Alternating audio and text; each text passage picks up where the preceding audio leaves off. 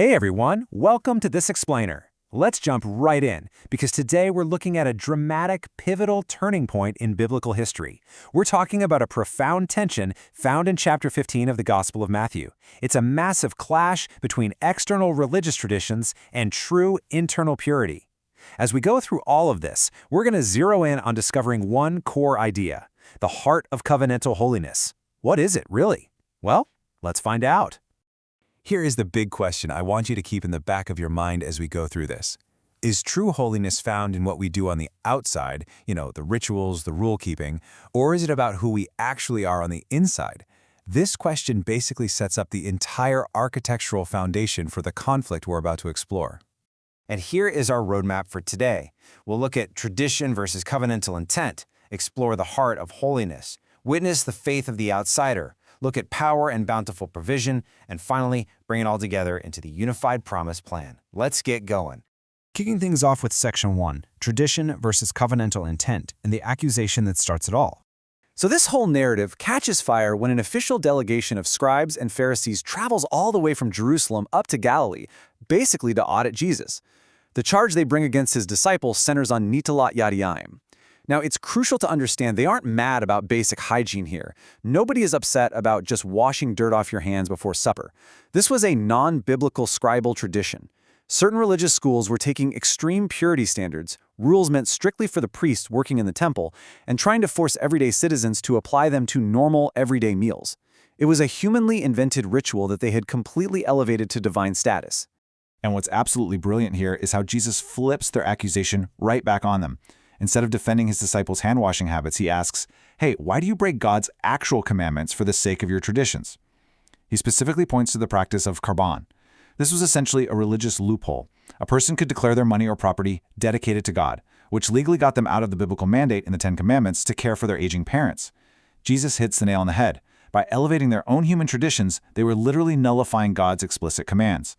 Jesus really doesn't hold back. He ties their actions directly to the prophet Isaiah, dropping this heavy quote: "This people honors me with their lips, but their heart is far from me."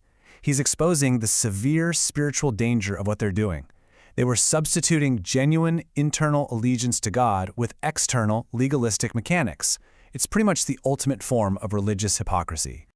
Moving on to Section 2, the heart of holiness, where we see Jesus completely reorienting purity.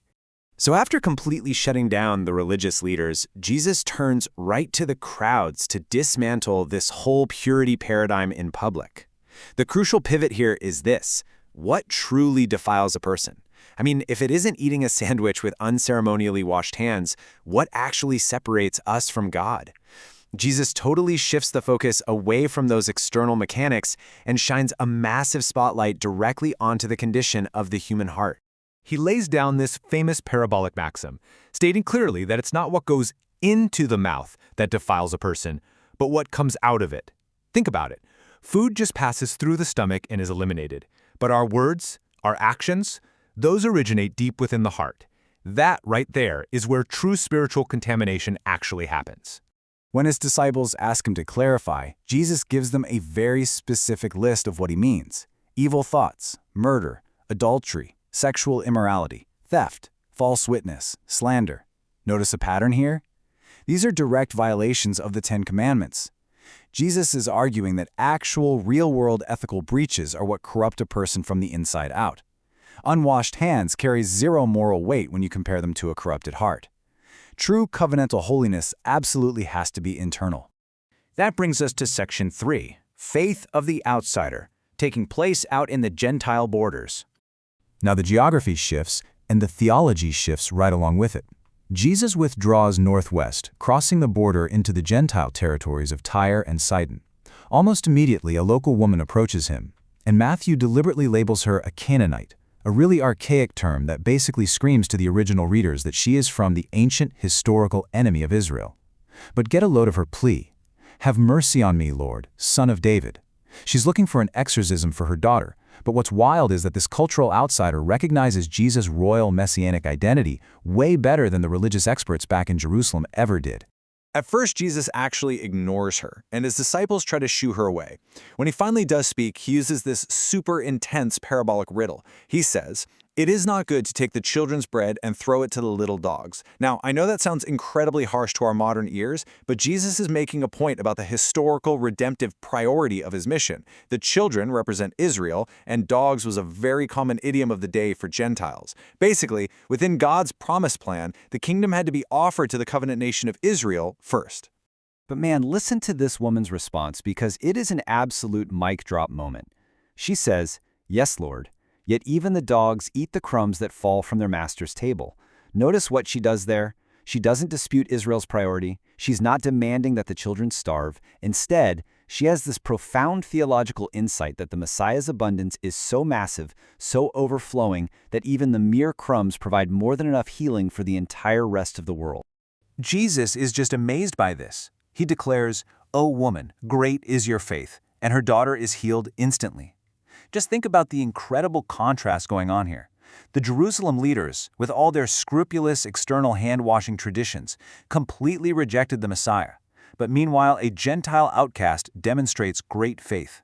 It's this beautiful early hint at how the new covenant is about to expand to include all the nations. All right, Section 4, Power and Bountiful Provision, focusing on the mountain healings. Jesus continues his journey and heads up a mountain in the Defiles region, which is predominantly Gentile territory. Massive crowds bring the afflicted to him, and he performs these incredible acts of messianic restoration. The lame walk, the blind see, the crippled are made whole, the mute speak. He is literally reversing human decay right in front of them, showing that God's reign is breaking into the world. And check out the crowd's reaction. They glorify the God of Israel. That specific phrase is a huge clue. It proves this was a Gentile crowd, recognizing that Yahweh's saving presence had finally arrived through this Messiah. And this sets up a brilliant canonical illustration. Jesus feeds 4,000 people using just 7 loaves and a few fish. But the math here is fascinating.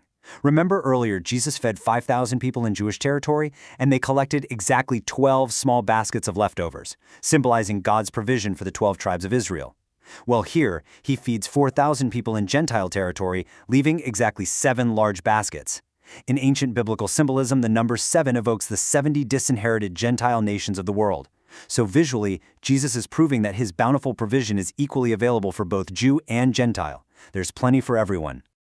And finally, Section 5, the Unified Promise Plan, bringing it all together in a theological synthesis. Let's tie all these threads together, because these aren't just a bunch of random stories. They organically weave into one epic, overarching drama of redemptive history. Jesus is literally pulling threads from across the entire Old Testament. He uses the Sinai Law from Exodus to dismantle the scribes' arguments, and he reenacts the giving of manna in the wilderness with the feedings. He's fulfilling Isaiah's prophetic critiques of empty religion, along with his vision's miraculous healing. The events happening right here in Matthew 15 directly lay the groundwork for the early church, including the Gentiles in Acts 15, and for the Apostle Paul writing about true heart righteousness later in Romans. It is one continuous, beautiful story. Ultimately, Jesus didn't come to abolish the law. He came to rescue it from human distortion. The heart of covenantal holiness becomes crystal clear. Outward rituals are never going to cleanse an unrepentant soul. True purity flows from loyal, internalized allegiance to the Messiah.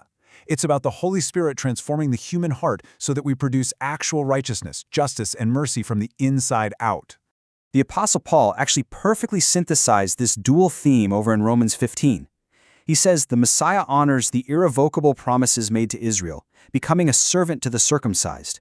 But his grace is so incredibly boundless that it spills right over those borders, victoriously reclaiming the nations so that the Gentiles might also glorify God for his mercy. It's one unified, multi-ethnic body, all eating from the exact same table. So as we wrap up this explainer, I want to leave you with a final question to think about. Look at your own life. Do you measure your righteousness by external checkboxes? You know, the religious traditions, the outward appearances, or by a truly internalized, heart-level allegiance to God?